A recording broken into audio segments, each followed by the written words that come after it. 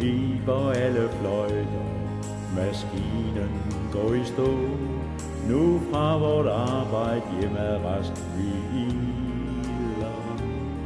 Der kommer mig i møde 2 øjne lyseblå, så trofast i begge mine hviler. Så trofast i begge mine hviler.